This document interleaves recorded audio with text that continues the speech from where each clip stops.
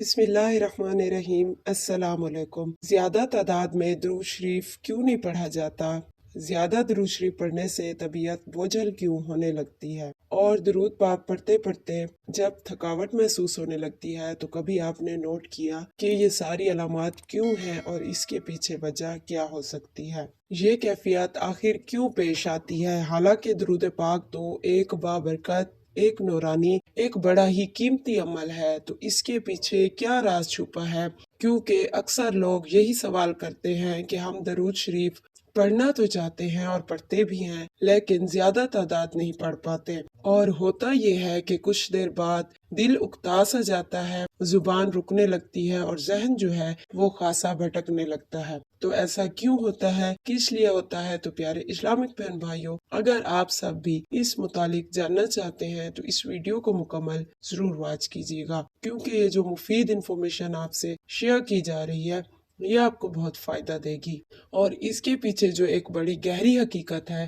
جو بڑا راز ہے، تو اس راز کو، اس حقیقت کو ہم اپنی آج کی اس ویڈیو میں ڈیٹیل سے سمجھیں اور جانیں گے، کیونکہ یہ دراصل ایک نہایت حسین اور گہرا روحانی عمل ہے جو آپ کے اندر خاموشی سے چل رہا ہوتا ہے، اور اگر کچھ دیر درود پاک پڑھنے کے بعد جسم تھکنے لگتا ہے، دل بوجھل سا محسوس ہوتا ہے، تو جان لیجئے کہ یہ کوئی عام تھکاوٹ نہیں ہوتی، اس کے پیچھے ایک نہایت خوبصورت روحانی وجہ چھپی ہوتی ہے، جسے آگے ہم بیان کرنے جا رہے ہیں، اور یہ اس بات کی بھی علامت ہے کہ آپ کی روح ایک خاص تبدیلی کے مرحلے سے گزر رہی ہے۔ یہ آپ کی روح کے اندر ایک خاص قسم کا پروسیس ہوتا ہے جو آہستہ آہستہ کمپلیٹ ہوتا ہے، اور یہ کیفیت کوئی کمزوری نہیں بلکہ ایک روحانی اشارہ ہے کہ آپ کی روح درود پاک کی برکت سے اندرونی طہارت کے سفر پر نکل پڑی ہے۔ بس آپ کو پھر صبر سے، محبت کے ساتھ اور استقامت کے ساتھ اس عمل کو جاری رکھنا ہے، کیونکہ یہ کوئی عام ذکر نہیں بلکہ وہ قیمتی ذکر ہے جس کے بارے میں احادیث مبارکہ میں فرمایا گیا ہے کہ درود شریف پڑھنے سے گناہ مٹ جاتے ہیں، نیکیاں بڑھ جاتی ہیں، اور انسان کے درجات جو ہیں وہ بلند ہو جاتے ہیں۔ تو ہمیشہ یاد رکھیے کہ درود پاک کے متعلق یہ بڑی گہری اور روحانی حقیقت آج آپ کو بتائی جا رہی ہے کہ درود پاک ہی وہ واحد ایسی عبادت ہے جو کہ بیک وقت گناہوں کی معافی، نیکیوں میں اضافہ اور درجات میں بلندی، دل کی صفائی، روح کی روشنی، اور انسان کو اللہ تعالیٰ اور اس کے محبوب صلی اللہ علیہ وآلہ وسلم کے قرب تک پہنچنے کا سب سے مؤثر ذریعہ ہے۔ اور یہی وہ اہم ترین پوائنٹ بھی ہے اسلامک بہن بھائیوں، جسے بہت کم لوگ سمجھ پاتے ہیں، لیکن اسے آج آپ نے ضرور سمجھ کر جانا ہے کہ یہ ذکر نورانی توانائی ہے جو انسان کے باطن میں اترتی ہے، اور جیسے جیسے یہ نور دل میں جگہ بناتا ہے ویسے ویسے انسان کی روح جو ہے وہ مضبوط ہوتی ہے، اور وہ آہستہ آہستہ قرب الہی کی طرف کھینچنے لگتا ہے۔ اور پھر ہوتا یہ ہے کہ جب انسان درود پاک پڑھنا شروع کرتا ہے تو وہ ایک روحانی سفر پر نکلتا ہے، اور اس سفر میں درود پاک پڑھنے سے ہمارے درجات بلند ہوتے ہیں۔ اس لیے شروع میں درود پاک زیادہ جو ہے وہ نہیں پڑھا جاتا، بس اتنا ہی پڑھا جاتا ہے جتنا ہم براہ راست بلندی درجات کا وزن اور زور اٹھا سکتے ہیں، یعنی جتنی ہماری روح کی کیپیسٹی ہوتی ہے اپنی درجات بلند ہونے میں، اور اس کی روحانیت میں جو ترقی ہوتی ہے، یعنی جتنا وزن ہم برداشت کر سکے اتنا ہی تعداد میں جو ہے پھر درود پاک پڑھ سکتے ہیں۔ اور جیسے جیسے ہماری روحانیت مزید ترقی کے منازل طے کرتی چلی جاتی ہے تو اسی حساب سے پھر درود پاک کی تعداد میں اضافہ ہوتا چلا جاتا ہے، کیونکہ ہماری روح فوراً زیادہ روشنی جو ہے وہ اس ذکر کے نور کی برداشت نہیں کر پاتی، اور یہ بالکل ایسا ہی ہے جیسے کوئی کمزور انسان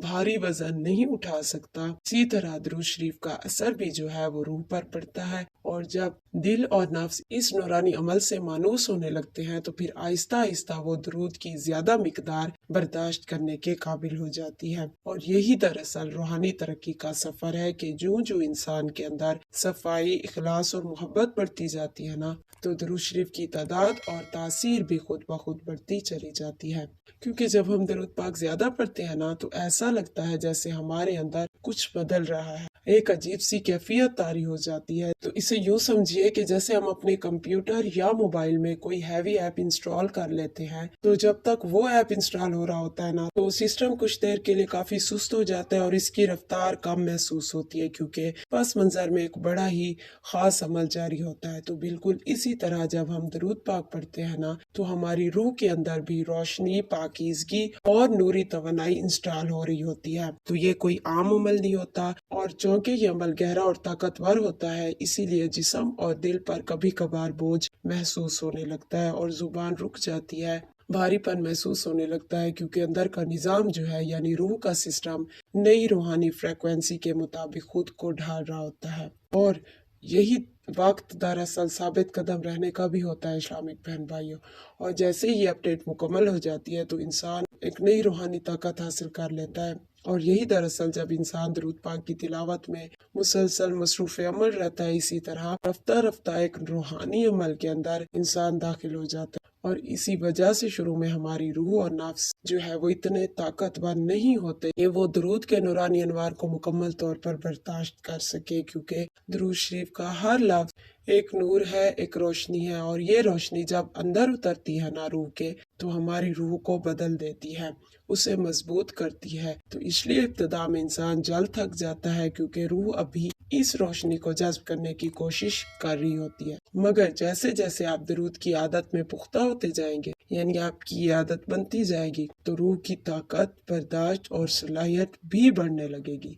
फिर आपके साथ ऐसा होगा कि पहले जो दरूद पढ़ना आपको मुश्किल लगता था ना, फिर यही दरूद आपकी रूह की ग़िज़ा बन जाएगा, और आपकी जुबान जो है वो खुद ब खुद इसका विर्द करने लगेगी। तो जान लीजिए इस्लामिक बहन भाइयों, यही वो मुकाम खास होता है जहाँ आपकी रूह दरूद पाक के अनवारात को कबूल करने के काबिल हो चुकी होती है। इसी के साथ आपके रूहानी दर्जात बुलंद होने लगते हैं और अल्लाह ताला आपको अपने महबूब सल्लल्लाहु अलैहि वसल्लम के मज़ीद करीब कर देता है। लेकिन ये बात भी हमेशा याद रखिए कि ये कुर्बत, ये रोशनी, ये दर्जा, ये सब सिर्फ उस वक़्त मिलता है जब इंसान का खलूस और नियत दोनों खालिस हो, क्योंकि जितना आपका अंदर साफ, ताकतवर और अल्लाह के जिक्र का आदी बनता जाएगा ना, उतना ही आपके लिए दरूद पाक पढ़ना मजीद आसान होता जाएगा। और ये बड़ी गहरी राज की बात है जो कोई नहीं बताता, आज आपसे बयान की है। अमल जरूर कीजिएगा और आपको दरूद शरीफ का जो है इस तरह फिर फैज मिलने लगता है। तो जैसे जैसे इंसान दरूद पाक की तादाद में इजाफा करता जाता है ना, वैसे वैसे उसकी रूह भी ताकतवर होती जाती है और रूह के अंदर वो सलाहियत भी पैदा होने लगती है कि वो अल्लाह ताला और नबी करीम सल्लल्लाहु अलैहि वसल्लम की कुर्बत को महसूस कर सके। और हाँ, शुरू में अगर कोई शख्स कम तादाद में दरूद पाक पढ़ता है, तो ये दो बातें याद रखिए कि एक तो उसे मायूस होने की जरूरत नहीं, जी हाँ, क्योंकि रूहानी तरक्की का सफर हमेशा आहिस्ता आहिस्ता ही तय होता है। और दूसरा, अहम बात यह नहीं कि आप कितना पढ़ रहे हैं दरूद पाक, बल्कि याद रखिए अहम बात यह है कि आप मुसलसल पढ़ रहे हैं, आप इस्तकामत के साथ दरूद पाक पढ़ रहे हैं, आप मोहब्बत के साथ दरूद पाक पढ़ रहे हैं। लिहाजा इस्लामिक बहन भाइयों, अगर आप रोजाना थोड़ा सा भी दरूद शरीफ पढ़ते हैं ना, तो इसे कभी छोड़िए मत। आप जो है बिला नागा पढ़ते रहिए, तवज्जो से पढ़ते रहिए। यकीन मानिए जब आप इस तरह से यानी अदब व एहतराम, तवज्जो और खुलूस से दरूद शरीफ पढ़ेंगे ना, तो देखेंगे आप इंशाअल्लाह ताला बहुत जल्द रब करीम आपको दरूद पाक की कसरत की तौफीक भी जरूर अता फरमाएंगे। आमीन। तो दुआ है मेरी रब ताला से कि रब करीम हम सब को हमारे प्यारे आका सल्लल्लाहु अलैहि वसल्लम पर दरूद पाक की कसरत करने की खास तौफीक जो है वो अता फरमाए। आमीन या रब्बुल आलमीन। फी अमानिल्लाह। अल्लाह हाफिज।